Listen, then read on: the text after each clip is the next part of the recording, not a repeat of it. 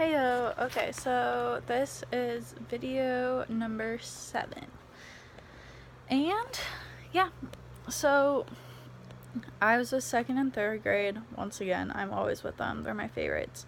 And I've started to get super close with a lot of the girls and the boys, but especially with the girls.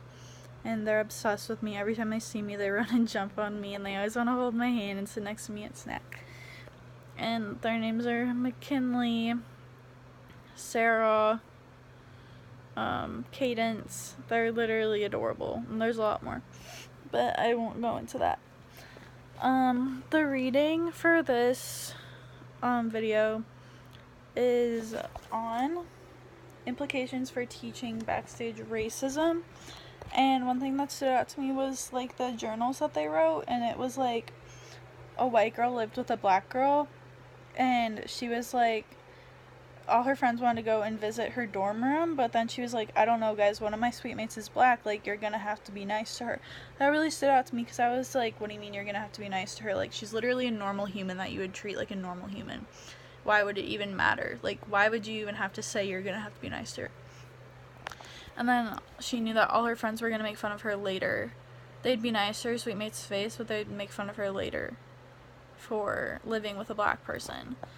But then later it goes to a white student writes in her journal, she's an RA at her university, and describes a time when her best friend, who's African American, came to visit her dorm room, and she said that when she went up the stairs, like, everybody was saying hi to her and her friend and being super genuine, but she didn't think that they would actually like act the same way if she was white.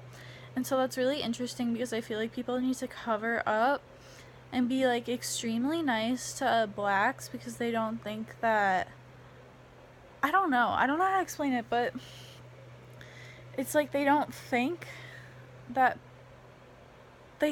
they deserve to be treated normally, so they treat them super nice and think that it's normal. I don't know how to explain, but luckily at Boys and Girls Club everyone gets along the same, and it's really nice. Coy he was reading a book to them today, and then Anthony came over and he was like, can you read with better tone than him, because literally he's putting the kids to sleep. And I was like, yeah. And so I got to read them the book, and they all loved it, and they actually paid attention to me, which was super nice.